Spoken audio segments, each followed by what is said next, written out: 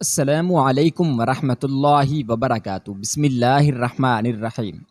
ایک روز رحمت عالم صلی اللہ علیہ وسلم اپنے صحابہ کی معیت میں تشریف فرما تھے اور ان سے مجھ تکلم تھے، تو مشرق کی طرف اشارہ کرتے ہوئے اچانک فرمایا، ادھر سے ایک وفد آنے والا ہے۔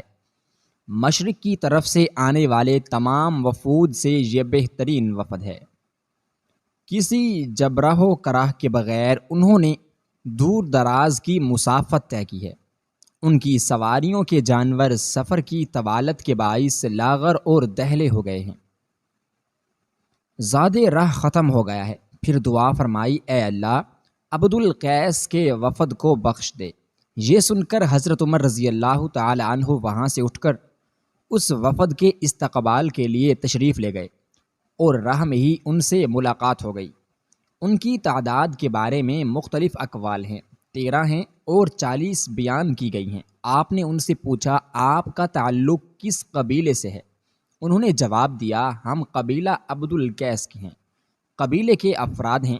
حضرت عمر نے ان کلمات خیر سے انہیں شاد کام کیا جو رحمت عالم صلی اللہ علیہ وآلہ وسلم نے ان کے بارے میں ارشاد فرمائے تھے۔ سیدنا فاروق اعظم رضی اللہ تعالی عنہ انہیں لے کر وہاں پہنچے جہاں نبیوں کا سردار جلوہ افروز تھے۔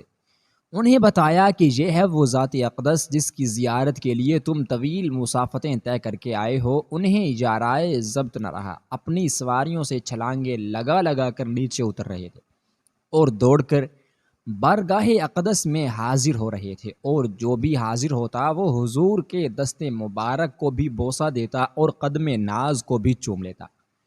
یوں اپنے دل بے قرار کی حسرت کو پورا کر رہے تھے۔ اس دل نواز آقا صلی اللہ علیہ وسلم نے اپنے مشتاقان جمال کو ان کلمات طیبات سے خوش آمدید کہا، اے قوم تمہیں خوش آمدید کہتا ہوں، تم بھی رسوا نہ ہو اور نہ کبھی نادم ہو۔ دست بوسی اور قدم بوسی سے اپنے قلب مضطرب کو تسکین دینے کے بعد اپنی گزارشات یوں پیش کرنے لگے، یا رسول اللہ، ہم دراز کی مسافتیں طے کر کے خدمت اقدس میں حاضر ہوئے ہیں۔ ہماری راہ میں ایک کافر اور سرکش قبیلہ مضر کی آبادیاں ہیں، وہ پرلے درجے کے قزاق اور لٹیرے ہیں۔ ہم صرف اس شہر حرم یعنی حرمت والے مہینے میں ہی خدمت حاضر ہوتے ہیں۔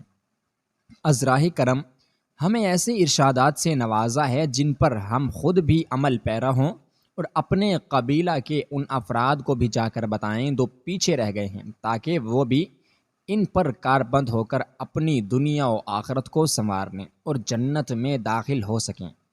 حضور نے فرمایا، میں تمہیں ایمان لانے کی تلقین کرتا ہوں، تمہیں معلوم ہے کہ ایمان کیا ہے؟ پھر آپ نے ایمان کی تشریح فرمائی۔ پھر فرمایا، تمہیں 4 چیزوں سے منع کرتا ہوں۔ یہ چاروں مختلف قسم کے برتن ہیں جن میں وہ شراب بنایا کرتے تھے۔ الدبا، کدو کا گودا نکال کر اس کی جلد کو خشک کر لیا ہوگا۔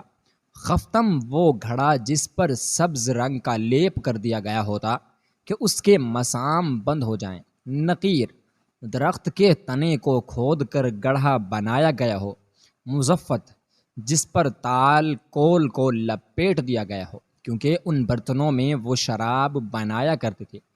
ابتدا میں جب شراب کی حرمت کا حکم نازل ہوا تو ان برتنوں کا استعمال بھی ممنوع قرار دیا گیا، تاکہ انہیں دیکھ کر شراب پینے کا شوق ان کو پھر شراب پر پینے پر مجبور نہ کر دے۔ لیکن جب وہ احکام اسلامی کی بجائے آوری میں پختہ ہو گئے تو ان برتنوں کے استعمال کی حرمت باقی نہ رہی۔